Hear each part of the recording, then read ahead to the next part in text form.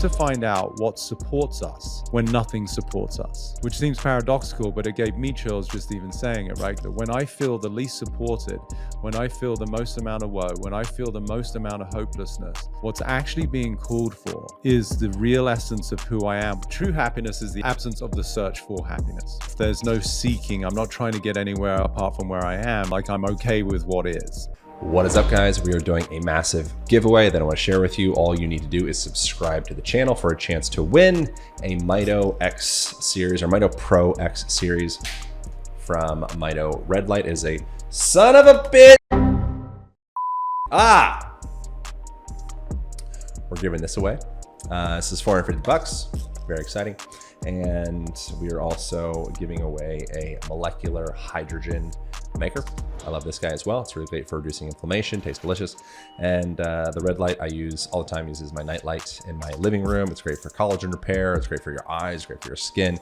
It's awesome. It is a total of about a $700 value of the giveaway. All you gotta do is subscribe between now to the month of August. We'll announce at the end of August. We'll announce it here as well as on the Instagram page labeled Aaron Alexander. That is my name. Subscribe, win some stuff, enjoy the conversation. Thanks for making time to do this. Yeah, thank you for having me, my friend. I appreciate you. Numero tres, right? The third one. I think so. Yeah. I want to talk to you about suffering. Every human being's favorite topic. What, from your experience and perspective, is the origin and function of suffering for the human? I think just being here, right? I think it's the first noble truth in Buddhism that life is suffering. So I think by virtue of choosing to incarnate into this particular dimension, it is commensurate with suffering. I often make the joke that to be human and not wanting to suffer is as asinine as saying you're willing to jump in the ocean, but you don't want to get wet. So I feel suffering is synonymous with the human experience just by virtue of what I assert we're here to do, which is transcend the constraints with which we arrived that create all of our fears, limitations, dis-ease, dysfunction, and under the auspices of suffering. Something I've heard you say before, well, you've had a different iteration. It's something that I like from, I think it's Ram Dass. I reference him a lot. I said that who you are is invulnerable. Who you think you are is vulnerable. I know that you have another iteration of that yourself. Yeah, that's I like that. I haven't heard that. Yeah, I would say, I mean, there's various quotes of mine that come to mind. I say, from the perspective of the ego, uncertainty breeds fear, whereas from the perspective of the soul, it breeds nothing but pure possibility. Right. So we could argue that the suffering is an extension of the idea of ourselves, the we that we are for ourselves, the incessant I that is that rumination that we think of as ourselves in our head when we're typically by ourselves, going to bed, in the shower, driving, sitting at home, wondering what we're doing with our lives. That conversation is, I would say, the foundation upon which suffering is created. It's the genesis, where fundamentally we're in a mild to severe state of sort of resistance to life, right? There's the way that life is, and then there's the way we'd like life to be. And the delta between the two is sort of very aligned with the degree to which we suffer. Obviously, the degree to which we're in harmony with the way things are, which we might call happiness. Oh, I'm happy. Happy being the byproduct of the fact that really you're just in alignment with the way things are right now. They seem to be going your way. And when we're unhappy or upset, angry, frustrated, disappointed, all that's really happening is there's a conversation we have relative to life, and there's a difference between the two. And so that delta, I would say, is very commensurate with the degree to which we suffer. Yeah, I think there is a more confident, sturdy, stable iteration of happiness, which is enjoying and basking in the happiness without attachment to the happiness. And I think that if you're in the attachment of the happiness, then you're guaranteed suffering. For sure, because it's an emotion just like any other. Or I would say, I would distinguish between emotions and feelings, right? I'd say that feelings are much more to do with the sentient essence of who we are. We can't not feel. Whereas emotions, I would say, are really, they belong to the identity or the persona that we think we are. So emotions tend to accumulate over time, whereas feelings tend to be very much responsive, present state. my personal quote about happiness, which I'm relatively attached to and had suffering just by virtue of it came through me, is I say true happiness is the absence of the search for happiness. Hmm. Right. So it really puts it into that realm of there's no seeking. I'm not trying to get anywhere apart from where I am, which we could put under a broader sort of title of freedom, like I'm okay with what is. Krishnamurti had a great quote that I cite sometimes. He said that this is my secret. I don't mind what happens. Yeah, right. Yeah. Not an easy state to be in. And I'm not saying it's necessarily a powerful one either, because I think there's something beautiful about the co-creative nature of being human, and that we do have aspirations, we do have desires and things that we want to actually build in our life and to be a stand for something. So whilst his quote is powerful and it points to true transcendence and in a way that we become accepting of all things, I don't know if that's necessarily the most fulfilling way to live life. It might be a peaceful life, but I, for one, am a big stand for, no, I really want to create something that I am actually interested in having some say over. How do you deal with suffering in your own life? And what are the flavors of suffering that you experience? Tons of alcohol. Nice. Actually, yeah, bro. No, I gave that up many, many decades ago. Yeah. Gosh, I mean, it runs the gamut, right? Sometimes I'm incredibly gracious and graceful about it. I'm in what I would consider to be my more evolved state of Peter Crone, who has got to the dizzy heights of some sense of liberation from the idea of myself. So there would be a holding of the suffering. There would be a compassion for the part of me that's suffering. There would be a real love for the part of me that's suffering. That's the ideal scenario. Sometimes I go more into it and I can have the pity party and the woe is me, and it becomes a means by which my day gets derailed for a moment. And the moment could be 5 minutes, it could be 5 hours. I think as obviously if I've matured, it tends to be more the former, fortunately, where I can make space for my humanity and recognize that the suffering is really the opportunity to look at some form of constraint that I've yet to actually transcend. So I see it more as a gift to dive deeper into the aspect of my true self that is abundantly powerful and fundamentally free. So something's being triggered where I'm not living from that space. So when I have my wits about me, I see suffering as the access to actually more freedom. So I have a tendency of oscillating in and out of quite a bit of suffering. I think the subjective experience of my suffering is probably significantly less than many people on the planet. Yeah. I'd imagine. But I have a lot of avoidant tendencies, a lot of squirmy feelings, a lot of, whatever this feeling is, I don't want to feel it. And I want to distract and I want to get away from it. Yeah. And I feel very confident that ends up me just kicking the can down the road. Yeah. And eventually I'm going to have to tend to it again. And each time I get one of those suffering waves, my feeling is it's a opportunity to learn. And someone reframed it as like a friend that's like trying to tell you something. It's like, hey, that anxiety you're feeling, that depression you're feeling, that, yearning, that longing, that wanting to be anything but yourself that you're feeling. Yeah. There's actually a friend in that's trying to communicate to you, and you just don't want to have the conversation, and they're just going to keep on knocking until you eventually have the conversation with them. Yeah. What do you think about that? I think it's beautiful. And if I might, just sort of add to it, because the way that I look at it is beyond a friend, it's actually a child. And it's a child that you're very familiar with. And we could even, for the sake of making it a powerful exercise, consider it's your child. Yeah. Like if you were to be a father, and I know you'd be an incredibly attentive, adoring, affectionate father and very loving father. Thanks. So the image I give people, which helps them to both see what we tend to do, which isn't that attractive, but also to flip it on its head and give us the opportunity to have a different approach to it, is imagine you're in a supermarket, grocery store, and your metaphorical child is sitting in the front of the cart facing you, and they're having a little bit of a meltdown. Call that their version of anxiety, depression, upset. And the tendency in the avoidant energy is to push the cart away slowly, like that's not my child, almost like in disbelief. I don't know whose child that is, but it's certainly not mine. Yeah.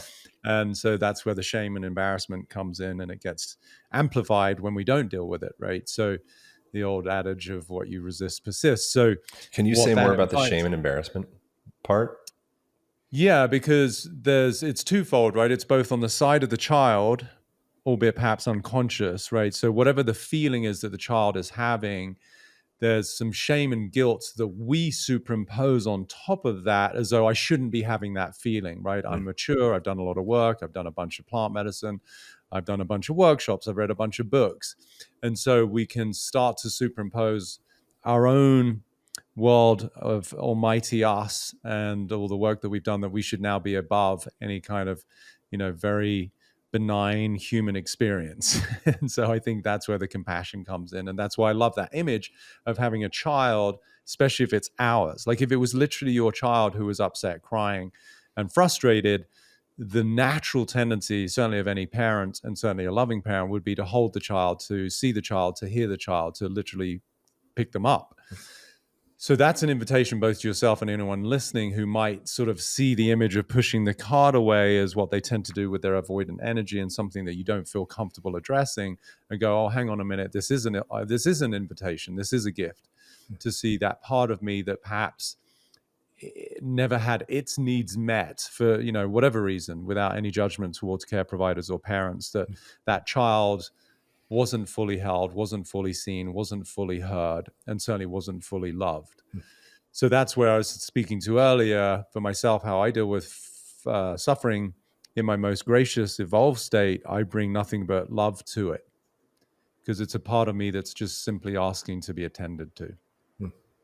What is it about love and relationships, particularly romantic relationships, that induce those child aspects of ourselves? Some of that, the deeply held, stored patterns that, in our business life or our friendship life might not really come to the surface, but suddenly with a romantic partner, you're like, oh, here's all of my baggage.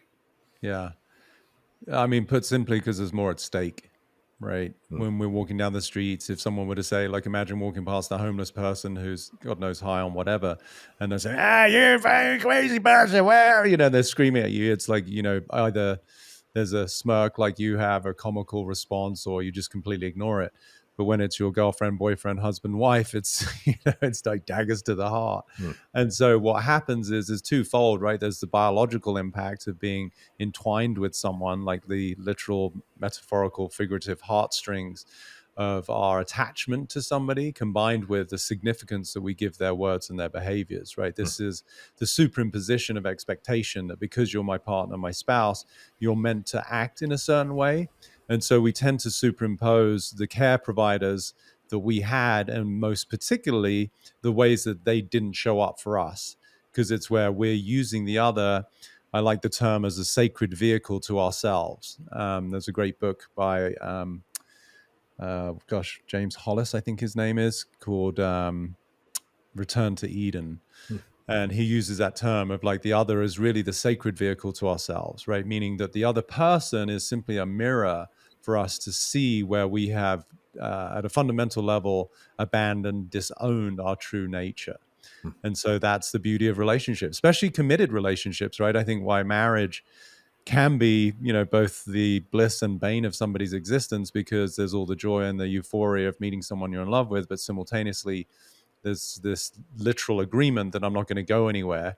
Of course, that gets broken, but it's the sort of emotional version of an octagon, an expression I've never used before, but it's sort of, you're in the cage with somebody and you're going to battle until such time that you submit to your own fears and courtesy of the other. And I think if it can be reframed that way, it truly is beautiful.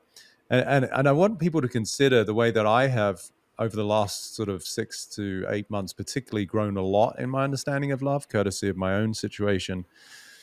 If you can really look at the other as not so much I'm in love with them, but rather they are the catalyst for my own greatness. Yeah. Right. And so it's actually, it may seem at one level a bit dismissive, but that person is really the means by which I get to access the greatest version of myself because of them, through them, and around them, right? And that, for me, is such a beautiful reframe, because then we don't put so much pressure or demands on the other person of they have to act a certain way for me to feel safe, for me to feel loved and accepted, but rather, even if they're withdrawing their energy, and I think for the masculine to particularly understand, the feminine by design is going to test at times, right? We could say, we call that drama, emotional outbursts, meanness, anger, whatever it is. But I think that's actually the cauldron through which the masculine becomes masculine, right? It's, are you going to sort of retreat into sulky little boy energy, or are you going to up the ante on the container you hold for the feminine so that she can continue to feel safe, and that you actually, by virtue of that, become more of the divine masculine that I assert every man truly wants to be. So What would your guide be for a person that's maybe lonely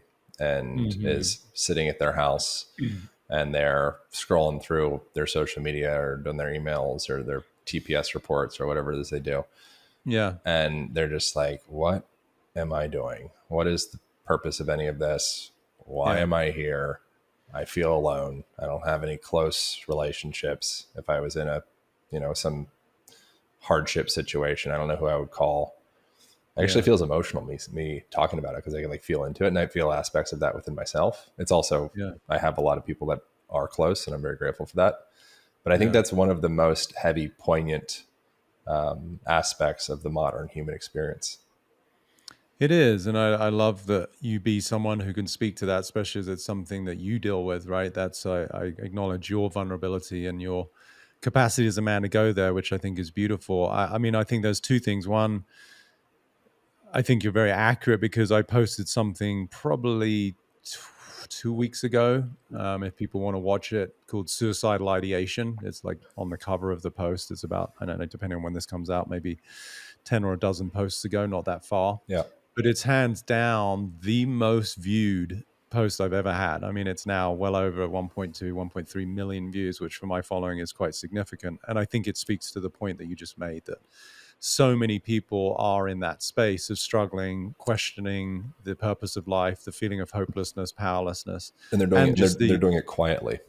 Yes. Because it's not a proud thing. And then there's a fear, at least I experience this fear, so maybe it would resonate, but there's a fear if people would know about this, they won't accept me, and I'll go even deeper into the loneliness. Yeah. So the thing I want people to understand is, by design, the very nature of who we are for ourselves, which we could call ego, personality, identity, is a separate entity. Right. So if you understand the nature of the beast that we're up against, which is by virtue of being here, to go back to your very first question about suffering, we're all looking through the lens of a mechanistic frame that has us think that I'm over here, you're over there, and by virtue of that, we're separate. And separation is really the forerunner, the precursor to the feeling of desperation and any kind of suffering.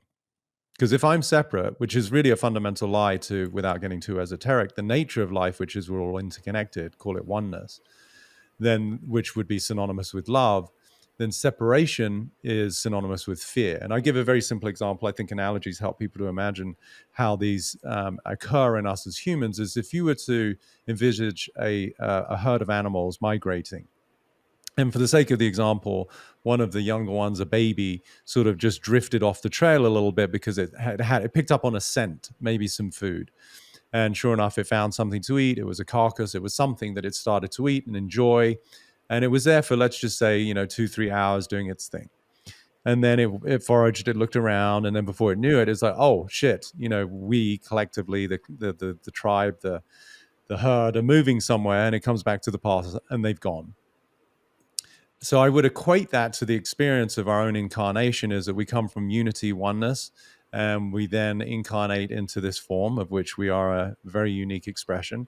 And we have this sudden feeling of separation. So without having an audience to ask the question, often I'll say, what would that little baby's experience be? Most people can understand it would be scared. It would be fear. And that would only get exacerbated as nightfall comes and there's bigger predators out there. So that, to me, just as a visual, helps people understand what we're up against, is that when we look through the lens of our own identity, we're going to have the experience of basically a scared animal. So to come back to your question of what do people, or what can they do when they're feeling lonely and they're in this place of both shame and guilt? Two things come to mind. The first thing I ask people is, what does loneliness want? So if I would ask you, like, what does loneliness want? Connection. Connection. Yeah. So connection is the invitation to unite with our true self.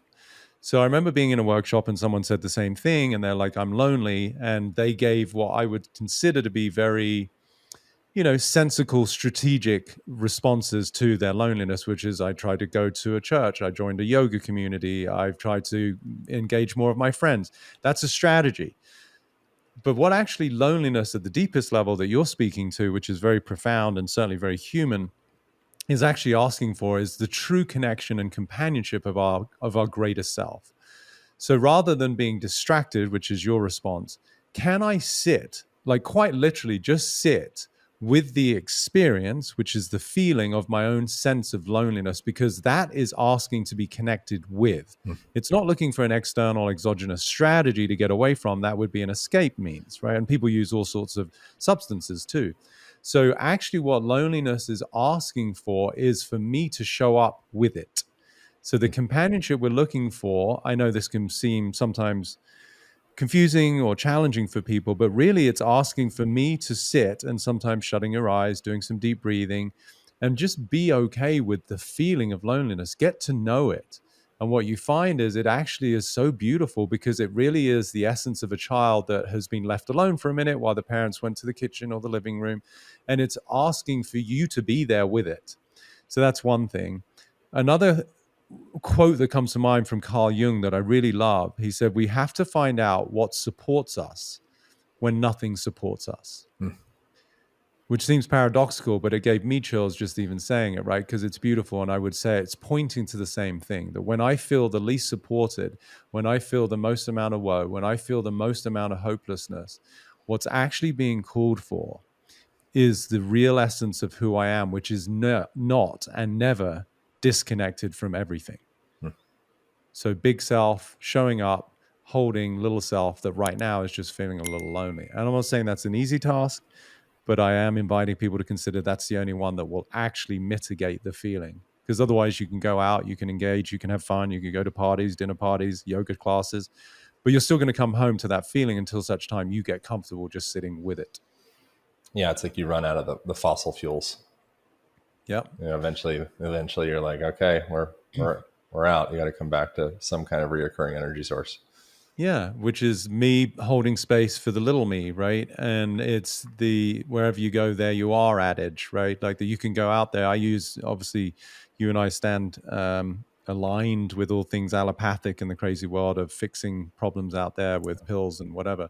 If a guy has high blood pressure and he's put on a beta blocker or some sort of hypertension medication, it might seem that for the 3, 4, 5 months that he's on it, the blood pressure is normalized. But if you come off the medication, then it's right back. So nothing's actually been resolved. So I would say for people to understand as a biological comparison, the same is emotionally, right? True. That if you don't actually, quote unquote, deal with the root cause of your feeling of loneliness, which is incredibly human and incredibly beautiful, then you will just, quote unquote, use your form of external medication to avoid it, only to eventually, with the absence of whatever means of escape you're using, come back to the same feeling, oftentimes exacerbated, right? Because if we have, through comparison, preoccupied ourselves with a lot of things to keep us busy, then the noise of loneliness becomes even louder, because in the absence of other people or substances, it's like the kid that's been screaming at the beginning or crying at the beginning is now screaming because you never addressed the crying in the first place. So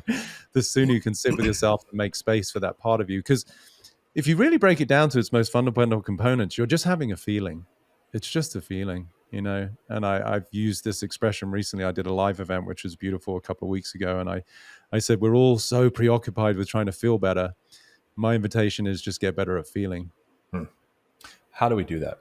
What are the mechanics for the person that's sitting at home, maybe listening to this right now, maybe found on YouTube for this specific reason? What does that person do? How do you communicate to that person? By using both your example of when you said someone said it's like a friend, I use more the child. I think it breeds a little bit more compassion. So you can start with that as like, okay, what is your feeling right now? It could be desperation, it could be pointlessness, it could be sorrow, it could be embarrassment, it could be loneliness, it Shame. could be whatever, shame. So you can start to make it easier by superimposing it onto another, someone you love, a friend, or as I said, in this case, a child, and especially if it's a parent, if you look at one of your kids. And what would your natural inclination be in the presence of the other who has this feeling? And without too much thought, I promise you, everyone is going to be drawn to either the feeling of love or compassion, or some sort of just holding, even if it's not a physical holding, but invariably that's what's called upon. So that then can elicit the feeling of like, okay, this quote unquote person, albeit really me, is feeling a lot of guilt and shame right now. And my response to them would be profound love and acceptance. It's okay. And as I speak those words, I also imbibe that feeling within myself, which is the container that my feeling that I was resisting is asking for. It's really making space for all of it. There's a beautiful metaphor, analogy of imagining you're having a dinner party and you have to invite emotions, and you're putting the guest list together. And at the top of the list, you have fun, you have positivity, you have happiness. They're all coming for sure. You got the joker, the playful one. And then you're like, okay, we could bring, sort of a little bit of the bored person. I'm definitely not too happy about bringing anger. Like, he really fucks things up. Depressed, it brings everyone down. So important, Anxiety, though, anger. It's the immune system. It's your yeah, protective coat. all of them, Yeah. right? So the point is, with the dinner party, you see, we tend to cherry pick, and we want to just have, the pendulum swing in one direction of what we might call positive emotions or feelings. I think the invitation for us as humans, to my point earlier, is not about trying to feel better, but get better at feeling, which means making space for all of it, which then is actually the conduit by which we become a much bigger human being, which really is another way of saying, that who I am is freedom and love, freedom for it all to show up and love of it being there. So it sounds like a likely suggestion for a person experiencing that would be to sit in stillness with it and welcome it. What about for the person that says, which is pretty standard in the world that we exist in, like, I can't sit with myself. I can't meditate. I'm not a meditator. I think I'm neurodivergent. It's just not, things race and I gotta go. I can't take it. Yeah. How do we I address get it. that? Yeah, for sure. And it can occur that way. And sometimes for that person, they need a little support, right? So it could be a form of guided meditation. It could be, I'm just going to lie down or sit quietly for 5 minutes with some sort of support through, whatever it is, like Insight Timer, Headspace, or whatever people use these days, to help me get into a different state. Because the racing mind, or even the assertion that someone can't do that, to me, is the resistance, right? There's this avoidant of whatever they think the racing mind is. It's discomforting, right? Like, oh, no, I don't want to sit with that. It's the awkward silence that people have on a date. There's no awkward silence. What's happened is, in the absence of talking and making a lot of noise at each other, you're left with the thoughts in your own head, which is, do they like me? What did I do this for? I'm not even attracted to this, but like, you're left with your own inner dialogue, which is actually, if you can develop the practice, and again, I'm not saying this is easy. You start with 5 minutes, then maybe the next day you do 7, and then 10, or whatever it is like, to be in the inquiry of like, what is going on in my inner dialogue? What are these narratives really pointing to? I want to get to know that part of me better, because invariably it is the voice of a child. So it's an invitation, just as a parent hopefully would naturally be drawn to wanting to know their child better. It's really that invitation, but for ourselves. And as an exercise, even the person who can't sit and meditate, that's fine. Grab a piece of paper and pen and write down all the thoughts you're having and the associated feelings, and just get it out of your head onto a piece of paper. And then maybe, do whatever you have to do to escape for a minute and go outside, go for a walk, work out, watch TV, and then come back and then read what you wrote as if it was somebody else. And you can even write it as, somebody else's voice, like, to Aaron, this is how I feel right now. So it's like a buddy sending you an email or a text. And then once you read it as though it were somebody else, just as an exercise, you will again, I pretty much can guarantee, be pulled into a feeling of compassion and love for that person, which just by virtue of feeling it is helping to sort of through osmosis nurture the part of you that you were previously avoiding. Something I've experienced in therapy very regularly, and I think we even just through conversations we've had together, I think recorded conversations as well, is going back and addressing parts within myself, those various different children. I think that I was listening to an episode with you with somebody in preparation for this. One of the things you referenced was like the no child left behind. Yeah. It's like, like, how do we go back and retrieve the discarded parts of ourselves? Because in my experience, there's various different frozen versions of myself throughout my life that will keep on knocking until they get the love and care that they have been asking for since the beginning, or the understanding or feeling seen, feeling heard, feeling, just like connected. Yeah. And when we have, I believe that is the definition of trauma. Creates like a samskara, or like an impression or a freezing in some aspect of our life. And then the physical body continues moving forward, but that impression remains. And then there's the Jung, until we make the unconscious conscious, it'll rule our lives and we'll call it fate. Yeah. That is those impressions or those frozen aspects of ourselves. Correct. Yeah. How do we, because I think I think therapy would be a great suggestion with the right therapist. And probably, I wonder your perspective on different modalities that you would recommend. I have suggestions as well. But can a person address those parts just through sitting with themselves? I know in like Vipassana meditation, they would say yes. What are your thoughts on addressing like those deeper intrinsic parts of the self? I think it's both, and it comes down to obviously the individual. Those who have greater faculty and maybe a little bit higher IQ or EQ and have done a bit of work as a sort of a precursor, I think they can sit quietly with themselves, make notes, and recall versions of themselves, various events of their childhood. Again, I think it helps to get stuff out of the head. Otherwise, you're using the mind to try and heal the mind, can be a little slippery. So put it down on paper. When I was age 3, I was jumping around on my bed with my sister, and I jumped too high and she fell off and my mum screamed and hit me. I don't know. I'm just making something up anecdotally. But at that moment, I decided that I must never be too boisterous. And so that became the kind of suppression of one's own joy as a child. And from that moment forth, that child decided that I mustn't be too much. Somebody else overhears a parent saying to them, that you were actually a mistake. And from that moment, that child decides that I was unwanted. And so for that reason, they either coped and developed the strategy of being the best student to try and feel wanted, or as often is the case, sadly, they go into the dark place of self-abandonment and then self-abuse, which could manifest as an adult who literally harms themselves, because what's the point? I'm not wanted anyway. So I think depending on the individual, you can go back as best as possible, recollect the moments of your life that were, the most upsetting. Trauma for sure is an accurate word, but I think sometimes people disassociate from that. But just, what are some of the worst memories of your childhood? What are the things you went through? And just really do an audit and write them down.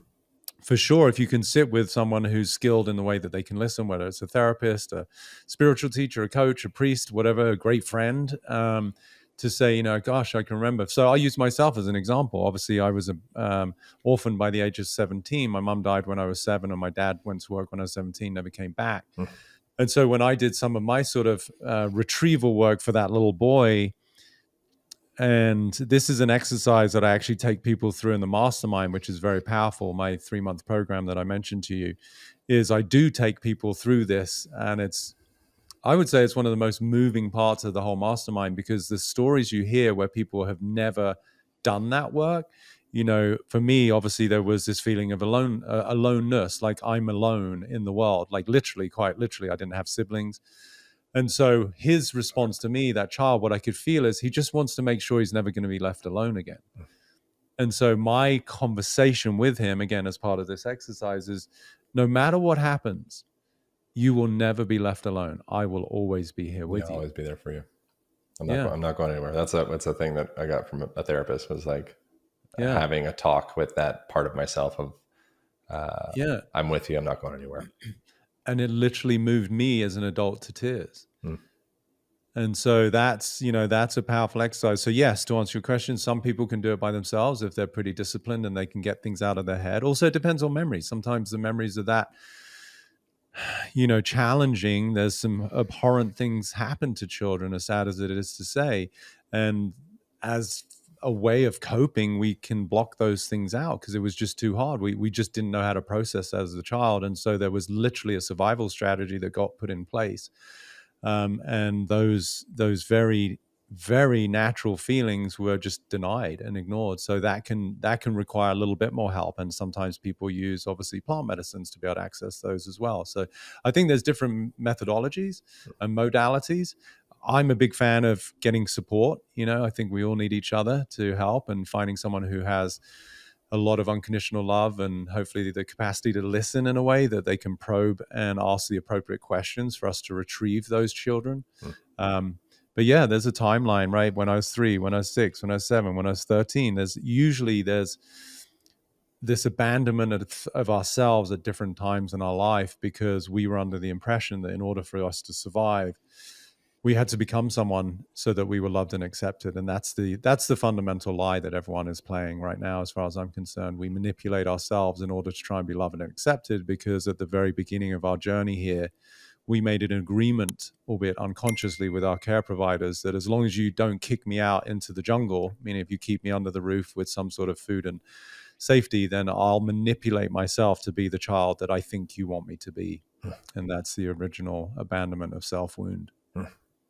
Something you mentioned was you mentioned the word disassociation. Yeah. I wonder. So there's obviously like a clinical kind of definition of disassociation, which is very clear. It's like it's like your spirit is leaving the body. It's kind of the way it ends up manifesting. I feel like a lot of people, and I would imagine myself to some degree, are expressing a subtler form of disassociation and don't realize it. It's just normalized disassociation. You know what I mean? Yeah. Oh, for sure. You could call that brain fog. You could call that irresponsibility. You could call that lack of presence. You could call that procrastination. These are all the way that we term it as an adult, is like, oh, how come I'm not really getting more done in the day? Well, there's an avoidance to just presence, right? Which most people don't understand. They're at some level of tending to, albeit perhaps in an avoidant way, the things they don't want to look at in their head, whatever feelings they're having. Yeah. It's sort of akin to a mother in the kitchen who is preoccupied with cooking food for the family whilst the kid is tugging on her skirt saying, "Mummy, mummy, mummy," and she's aware of it but doesn't want to address it. And so I feel that's what we do as adults, is that we become preoccupied and busy with the justification of where we're trying to get. Well, yeah, but I just got so much to do, and I've got this deadline, and I've got to make money, and I've got to pay rent. But really what's actually asking to be attended to is a part of us that still feels hurt and upset and fundamentally scared, right? To me, every emotion comes down to these primordial basic emotions I call. They're two, which is I'm upset or I'm hurt and I'm scared. Do you still experience loneliness? Is that a part of your life? Very rarely. I had it not that long ago for the first time in, I'd say, many, many years. And being who I am, I actually found it quite beautiful, because it was an invitation to something where we could argue through my experience of being orphaned, developed. My coping strategy was, quite adept independence, right? I become incredibly capable of being by myself. And so why I found it quite beautiful was because I was like, oh, actually, you know what? This is an invitation for me is really beautiful companionship. And starting with myself, for me to sit with that little boy that I just sort of spoke to about, please never leave me alone. So it was both that, but also it was a bigger invitation for me to look at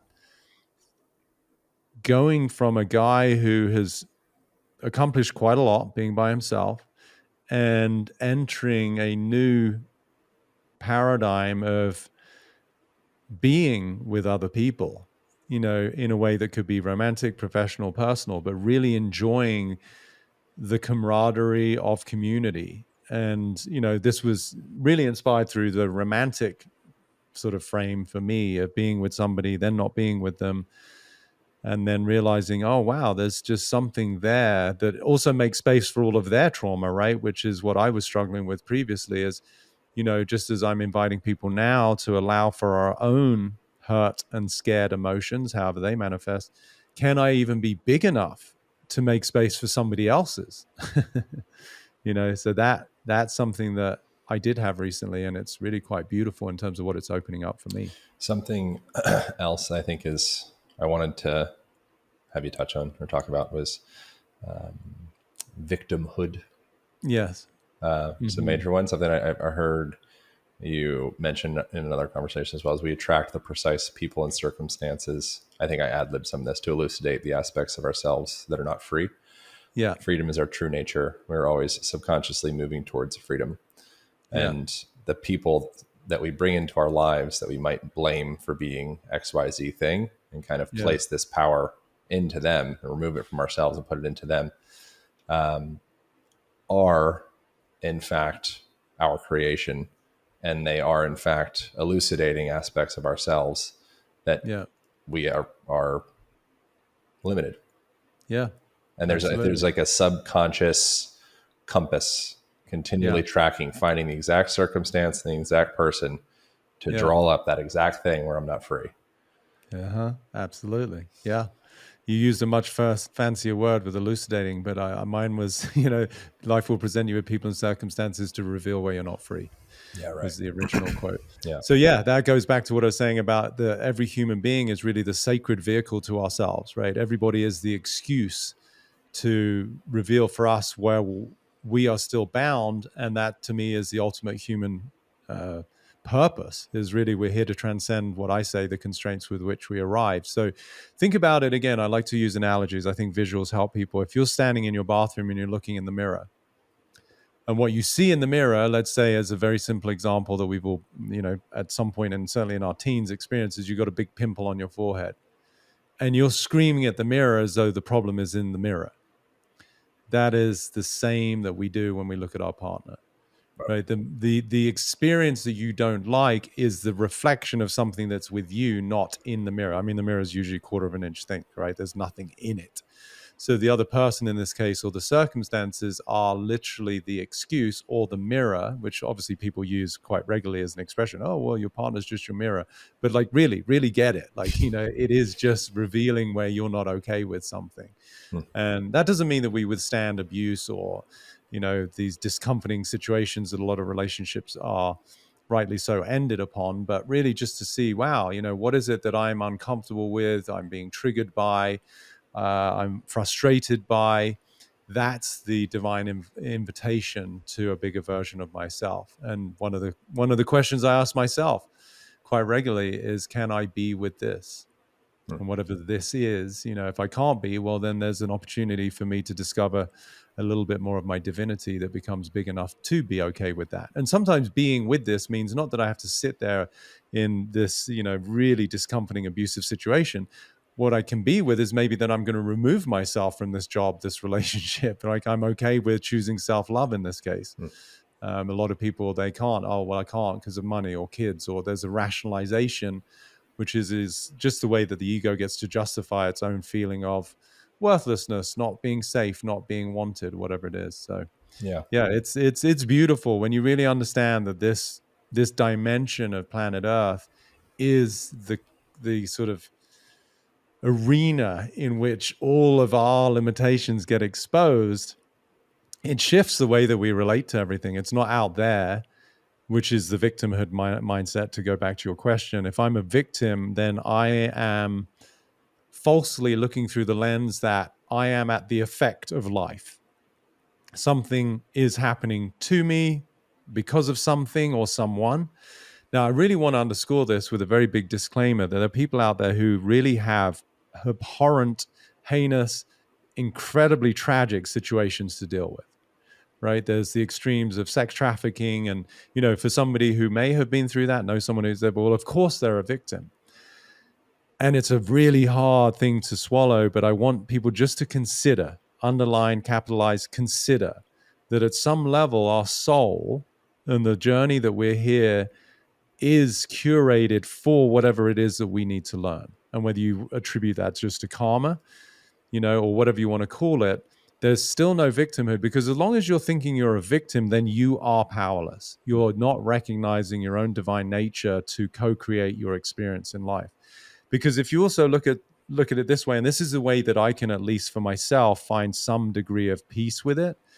If you knew that today somebody who committed some atrocity, they murdered their neighbor or something, but you found out by virtue of that karma that that person in the next incarnation had to experience sex trafficking, meaning they were the quote unquote child, then it doesn't condone it, but at some level, it brings a degree of understanding that in the world of, cause and effect, there is an ultimate balance, right? And again, one of my quotes, I say, there's no greater debt collector than karma.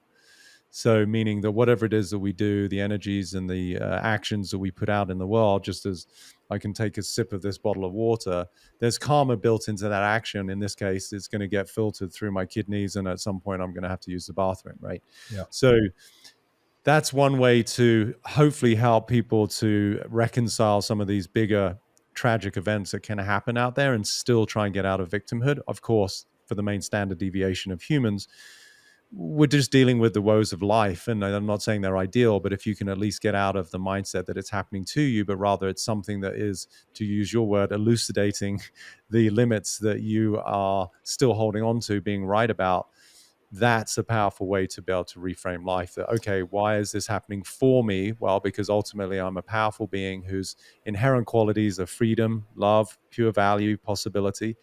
And for some reason, I'm not quite getting that. So life is kind of gently or not so gently knocking me on the forehead and giving me this personal circumstance so that I can remind myself of that. What are some of the other factors that you see with people that create a distance between themselves and an internal sensation of freedom that we haven't talked about? Some of the other reasons they do that? Yeah, factors, reasons, qualities, belief systems. Because as crazy as it might seem, the primordial imperative of the ego is to be right. Mm-hmm. So right. If that's its main focus and intention, then we will find evidence to be right as to why this relationship didn't work, why I didn't get the job, why I didn't get the interview, why I didn't get the audition. This was too good to be true. I told you it would never last, right? All of these expressions that we use as humans is really to maintain the world of scarcity and lack and our own sense of inadequacy and insecurity. What are we doing there? We're just being valid and right about our own narrative about ourselves. That to me was, when I first started my work 25 years ago, that was the most astonishing part of this mechanism, is that it would rather be right about a life that's unfulfilling and oftentimes really replete with suffering than actually be committed to what I assert we're all here for, which is to find true freedom. Because they're certain in their suffering. Yeah. Yeah. Again, I tell people, just because it's familiar doesn't mean it's good for you, right? But you do get to be right. And if you really understand the actual physics of it, because I would assert the nature of the ego, it's just a conversation, it's not a truth. So in order for it to sustain itself, it has to find evidence in order to actually stay alive, right? So it's a form of life or death, and that's why everything can seem so dramatic, and why people's responses or more reactions can be, you'll elucidate those characteristics in the people around you, because that's what you're seeking, that's what you're creating. Yeah. Which is like, again, one of my quotes, I say, being right is the poor man's version of self-worth. There is another, I don't even know if this is a quote. I guess it is a quote. It's a short one. But you choose to either be right or be in a relationship. That's something that I have leaned on very heavily. Where I'm like, there's a part of me, an ego part of me, that's like, yeah. And then there's the other part of me that just desires peace and spaciousness and ease and acceptance and compassion and love. Yeah. All of which I would say fits under the auspices of freedom, right? You get to be free to allow both whatever it is that they're saying that seems to be pissing you off or triggering you, and your instinctual reaction to it, right? You can make space for both. And that's the beauty of a really loving relationship, is when you're with somebody who can hold the container for both, you get to have the most beautiful vulnerability, which to me is synonymous with intimacy, right? Is that you don't pretend to be someone like, oh, that didn't upset me, but, share, like, what you just said was really hurtful. And I want to look at that not through the lens of you did something to me or I'm a victim, but thank you for whatever you said. And maybe if you want to be honest, there might be some semblance of your own intentional harm towards me, which would be your ego. And this might allow us to become closer and see, wow, this is our own little children who are kind of just having a tantrum. I can remember when I was a podcast with Aubrey once, he was talking about an issue he'd had with Vi, his wife. And I broke it down. I said, yeah, so basically you were both just having a tantrum. And he could not stop laughing because he's like, that's exactly what was literally happening. exactly what it is. Yeah. Those frozen parts from she was 12, you were 17. Those aspects are brought to the surface. You're both out of control. You're in this reactivity place. You're fighting for your life. And you think you're having a conversation. Because when you really break it down and you look at the dynamics of it energetically, what's actually happening way, way deeper beyond the words that we're saying, maybe even shouting at each other, is there's a threat to the feeling of being loved. Correct. And when you get that, it's really quite beautiful. It's like just one person, often both, are feeling that the love they thought they could rely on is being pulled away. Mm-hmm. And oftentimes the sort of more traditional response of a masculine is to withdraw, not saying always. Sometimes men really, raise their tempers and their angers and their words, but oftentimes the woman is a little bit more reactionary and emotional about it. So, when you can see those patterns at play and realize, oh, actually, both people are just feeling the threat of the absence of love. Again, hopefully it invites people to step more into compassion and realize, oh, it's okay, I love you. And there's part of me right now that just feels scared or hurt. Tell me about forgiveness, the value of forgiveness for freedom, to cultivate freedom. What's the relationship between forgiveness and freedom? It's such a beautiful energy, right? And oftentimes, again, based on the audacity of the ego, we think forgiveness is something we afford somebody, which is really slippery because it sustains and perpetuates the victim mindset, but with a sort of martyrdom beneath it, right? Like, well, something bad happened to me, I'm a victim, but I'm such a good person, I'm going to forgive them, right? Yeah. So it becomes quite a vicious cycle. So I think forgiveness is a little bit more all-encompassing. It's less from the perspective of an individual that I am against another individual that I think is separate to me, but it's the embrace of humanity as a whole. We're all doing the best we can within the realms of our current awareness, and that includes me. And so forgiveness isn't towards somebody, but rather it's like love. It's all inclusive. And that doesn't in any way condone some of the things that happen out there, right, in the world. There's atrocities, there's just horrific things that people do to other humans. So that can be powerful in terms of forgiveness, both for myself and other, that I was even in that situation for whatever reasons of karma, that I was supposed to meet that person and get whatever mistreatment I got. But it's synonymous with real surrender and acceptance, right? Because otherwise, I think the alternative is vengeance. It's, getting the better of, making someone wrong. And that leads to more dis-ease within oneself, dysfunction. Yeah, it's toxicity abuse that you hold within yourself. Yeah. So again, it's where I say it comes down to you're either a victim or you're 100% responsible for your life. And it is an on or off switch, So when you get that, and again, I'll use myself as an example. This may seem relatively benign compared to what some people go through, but I was on my Vespa scooter and I went through a green light, but very quickly I kind of had a little bit of momentum as I came to it. So it just turned green. So I was sort of very quick, so to speak, off the line. And a car was sort of trapped that I didn't see because it was waiting to go. And it completely T-boned me because it was coming from the other direction. And the light had just gone red for him, obviously, but he was caught somewhat in the intersection. I hadn't seen him. Fortunately, wasn't going too fast, but I was spread across the highway. And again, fortunately, I was okay. I was definitely, knocked up a little bit with some road rash and my bike was written off. But as we pulled our bits and pieces to one side, he pulled over and I picked up the scraps of my bike, and so we could exchange the paperwork of our insurance. He was a little bit in shock that I wasn't upset. And he thought I was in shock because I wasn't upset. And I said to him very clearly, I said, look, you may not understand what I'm about to say, but I want you to hear it. I am as responsible for what just happened as you are because I was there. And that doesn't in any way dismiss the fact that based on the laws that we play as humans, your insurance is going to pay for a new bike and whatever I might need. And that's okay. That's just the logistics of how we play this game in this three-dimensional paradigm. But from a spiritual level, for whatever reasons, I'm in this situation and I'm going to take 100% responsibility for my presence in this situation. And he was blown away, and it made our exchange so pleasant. He said, I've never heard anyone say anything close to that. Like normally people would be screaming. He said, I was in one accident. The person I thought was going to punch me because of what happened. He hit another biker. No, it was just another car accident. I don't know what he was ever in. I guess, maybe he's just taking out bikers. The last biker was really pissed. Yeah, you're number 5. You're the most, yeah. So that to me, again, is not in no way to put myself on a pedestal. I certainly wasn't always looking through that lens when I was younger. Shit did seem to be happening to me.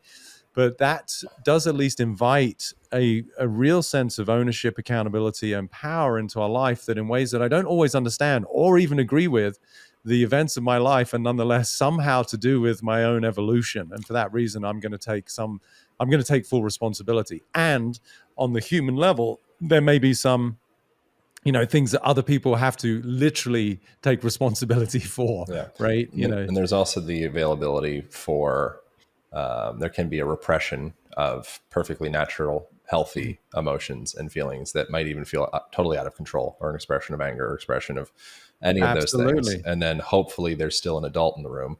So the person that you're corresponding with, hopefully, and they can have compassion for that experience and hold the space and the container for that and say, I can hold this with you.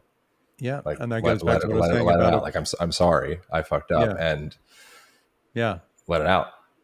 And that really speaks back to what I was saying about a beautiful relationship, which is, where I can love you, and that includes all part of you. And I know at times that will allow for and even invite your child to show up, periodically with their anger, with their frustration, with their meanness, with their sulking, right.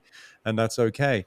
And so really that is the catch-all for that forgiveness, right? Which is, I think it's not one-to-one, but it's all, right? That forgiveness is synonymous with us accepting our own humanity. Yeah. Will the child be accepted without judgment? And in a lot of the spiritual realms, I think there can be a lot of self-judgment to experience emotions, like unfavorable emotions. Well, there, no unfavorable emotions, but the concept of an unfavorable emotion is a problem in and of itself. Yeah. And so it's if you're too high above all of the things, I don't feel any of those like subterranean nether sensations. Is like, well, you're probably hurting yourself and those around you, or at least restricting their capacity to open their hearts. Yeah, just to feel. Again, it gets back to what I said. We're so somewhat programmed and certainly have the inclination towards just wanting to feel better. And no one would, begrudge a human who's just trying to feel better. I mean, it seems like totally sensical, right? When in fact the invitation is to just get better at feeling and making space for all of it. And the beauty of that is the degree to which we expand the container for ourselves to feel. What typically happens is the feelings that we are less favorably drawn to, or that we might sort of delineate as negative or not wanted, they tend to dissipate anyway, because we become so broad that they're not an issue anymore. It's actually the resistance to feelings that can create the suffering. The feelings themselves are just feelings. But to come full circle to your first question, suffering is invariably the resistance to what is naturally already arising. Well, that's cool. That was pretty much just an hour-long conversation. That was an hour-long response to the first question. We're back. Just to put a nice little pink bow on top of it. Thank you so much, man. So you have some avenues for people to go deeper into this world that you've developed. Can you share, please, like how people can go deeper into your stuff? Yeah, sure. Well, people can find out more if they go to my Instagram, is just my name, @PeterCrone, and equally my website, petercrone.com. And the two best routes to discover the transcendence of suffering, the easiest, most accessible, is my membership platform called Freedom. which is I made super affordable. It's just $29 a month with over 80 hours of content that's worth, I think, around $7,000-8,000. And it also has a community aspect to it. So you meet like-minded souls who want to be free and find love and possibility. And then if you want to do a much bigger deep dive, I have my 3-month mastermind, which is my most powerful and for me most inspiring offering, where we go on a journey together. We meet every 2 weeks for theory in the morning, and then we do coaching in the afternoon, where I talk about all of the various distinctions and practices of my work. And then you see live coaching where minds get blown and hearts get opened. And then even between that, we have a community meeting with some of my mentors to help integrate the work. And it's the most comprehensive thing I offer. That's my mastermind. What is the date that starts? That starts on the 24th. So I think the last August. time, the 24th of August. Okay. So the last chance to sign up for that will probably be the 21st. So hopefully this will be out before then so people can sign up. Awesome. Life-changing event. I appreciate you. I really enjoyed that conversation. I'll have to give it another gander, come back to it, take some notes. I appreciate you, my friend. I love you. And it's always fun to be with you. And thank you for, believing in my work and wanting me to come on here and share it with your audience. Yeah, man. I appreciate you very much. All right. That's it. That's all. Thank you all for tuning in. I'll see you next week.